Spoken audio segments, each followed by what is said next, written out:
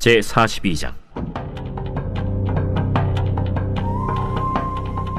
그때 야곱이 애굽에 곡식이 있음을 보고 아들들에게 이르되, 너희는 어찌하여 서로 바라보고만 있느냐? 내가 들은즉 저 애굽에 곡식이 있다 하니 너희는 그리로 가서 거기서 우리를 위하여 사오라. 그러면 우리가 살고 죽지 아니하리라. 요셉의 형 10사람이 애굽에서 곡식을 사려고 내려갔으나 야곱이 요셉의 아우 베냐민은 그의 형들과 함께 보내지 아니하였으니 이는 그의 생각에 재난이 그에게 미칠까 두려워함이었더라. 이스라엘의 아들들이 양식 사러 간 자 중에 있으니 가나안 땅에 기근이 있음이라. 때에 요셉이 나라의 총리로서 그 땅 모든 백성에게 곡식을 팔더니 요셉의 형들이 와서 그 앞에서 땅에 엎드려 절하매, 요셉이 보고 형들인 줄을 아나 모르는 체하고 엄한 소리로 그들에게 말하여 이르되, 너희가 어디서 왔느냐? 곡물을 사려고 가나안에서 왔나이다. 요셉은 그의 형들을 알아보았으나 그들은 요셉을 알아보지 못하더라.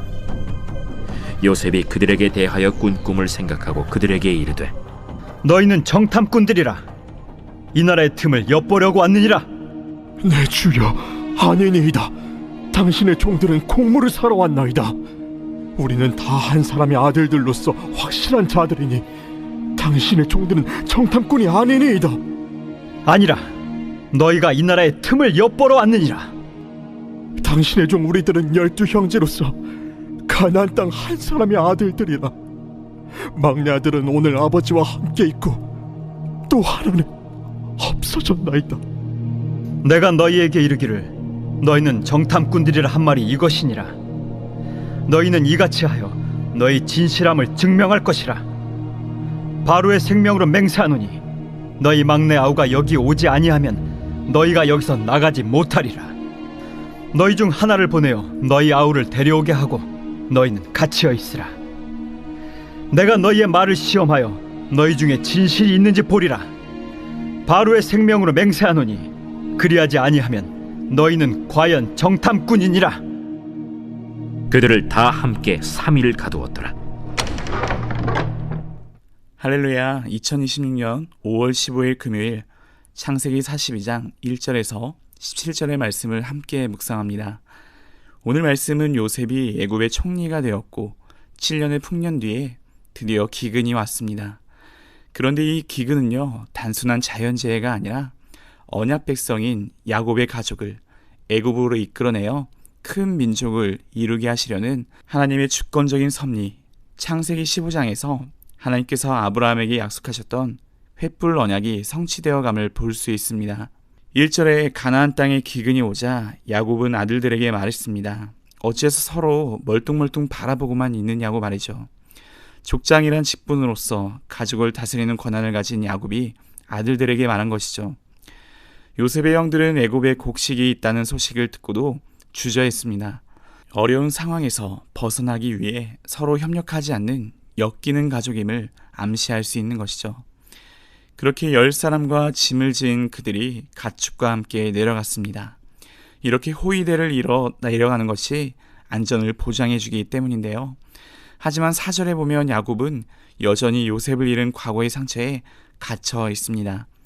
라헬이 낳은 또 다른 아들 베냐민을 향한 야곱의 편애와 집착은 이 가정의 상처가 여전히 치유되지 않았다는 것을 볼 수 있습니다. 그리고 마침내 형들과 요셉이 만납니다. 창세기 37장에서 17세의 소년 요셉이 꾸었던 두 가지 꿈, 곡식단 그리고 해와 달과 별, 약 20년의 세월이 흘러 성취된 것이죠. 그런데 8절에 보면 요셉은 형들을 알아보지만 형들은 요셉을 알아보지 못하는데요. 만남의 기회가 없는 친척들을 만나게 되면 아마 이런 경험들을 해보셨을 겁니다.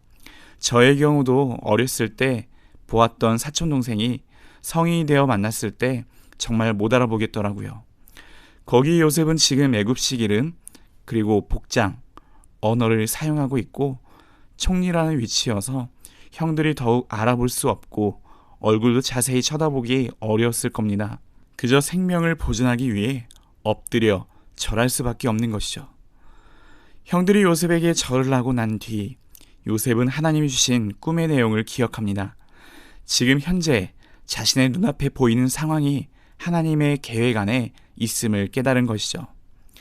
요셉은 형들에게 정탐꾼이라고 말합니다. 지금 요셉은 베냐민이 형들과 합류하게 만드는 그런 전략을 구사하면서 11명의 형제 모두가 요셉에게 절하는 첫 번째 꿈에 맞춰 행동하고 있습니다. 그리고 형들의 진실한 마음을 시험하기 위해 모든 형제들을 가둬놓고 형제들 중 한 명을 보내어 베냐민을 가나안으로부터 데려와서 자신들의 정탐 꿈이 아니라는 것을 증명하도록 압박합니다. 그리고 요셉은 형들을 다 함께 3일 동안 가둬놓는 것으로 오늘 본문 말씀이 마치게 됩니다. 오늘 함께 읽은 말씀을 통해 몇 가지 내용을 살펴보면 좋겠습니다. 첫째로, 하나님의 말씀은 결코 땅에 떨어지지 않습니다. 17살 요셉에게 주어졌던 하나님의 꿈은 형들의 조롱과 구덩이, 그리고 노예 생활, 감옥이라는 절망적인 상황 속에서도 결코 사라지지 않았습니다. 6절에서 형들이 엎드려 절하는 장면은 인간의 약함이나 절망스러운 상황이 있을지라도 하나님의 뜻과 언약의 성취를 결코 막을 수 없는 것이죠. 우리는 이것을 하나님의 절대 주권이라고 고백할 수 있습니다. 둘째로, 기근이라는 고난을 통해서 죄를 다루시는 하나님의 섭리를 알 수 있습니다. 기근은 먼저 1차적으로 육체적인 고통입니다. 그런데 영적으로는 야곱의 엮이는 가정을 깨우는 하나님의 특별한 도구였을 것입니다. 하나님은 기근이라는 결핍의 상황을 통해 형제들을 애굽으로 이끄셨습니다. 그리고 그곳에서 20년이 넘게 덮어두었던 무서운 죄, 자기 동생 요셉을 판 것을 직면하게 하신 것이죠. 하나님은 회복을 위해 때로는 기근이라는 고난을 통해서 그러한 도구를 사용해서 우리를 이끌어실 때가 있습니다. 마지막으로 자신의 상황을 직면했을 때 회개의 자리로 나아갈 수 있음을 기억해야 합니다. 요셉은 곧바로 내가 요셉입니다 라며 감정적인 화해를 시도하지 않았습니다. 덮어둔 상처는 반드시 곪기 때문입니다. 요셉을 팔았던 형들이 정탐꾼으로 몰리는 그 억울함과 감옥에 갇히는 고통, 그것은요, 형들의 무감각해진 양심을 깨우는 과정이었을 것입니다. 진정한 용서와 가정의 회복은요, 단순한 감정적인 덮어둠이 아니라 철저한 죄의 직면과 회개 위에서만 가능하다는 교훈을 보여주고 있는 것이죠. 사랑하는 아름비 성도님들, 우리에게도 기근이라는 고난이 있을까요? 우리의 삶에도 가나안의 기근처럼 물질의 기근, 관계의 기근, 건강의 기근이 찾아올 때가 있습니다.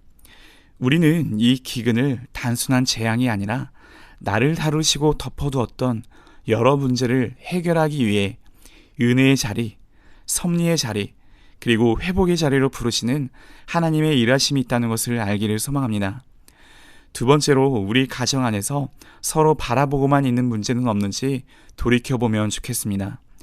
형제들이 서로 눈치만 보았듯 우리 가정 안에도 알면서도 모른 척 덮어두고 있는 쓴뿌리, 상처, 여러 죄가 있을 수 있습니다.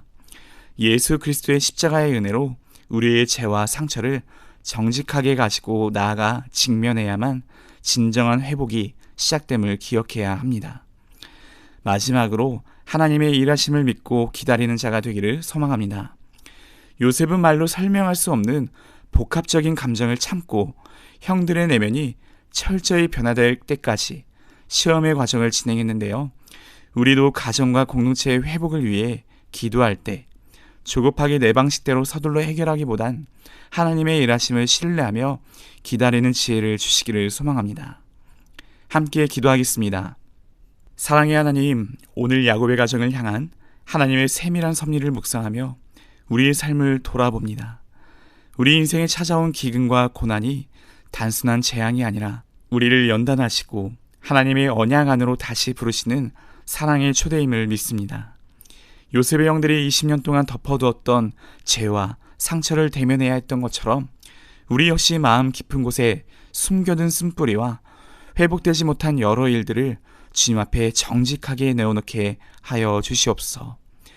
무엇이든지 서둘러 내 방식대로 해결하려 하지 않고 하나님의 때를 기다렸던 요셉의 지혜를 허락하여 주시기를 소망합니다. 존귀하신 예수님의 이름으로 기도합니다. 아멘.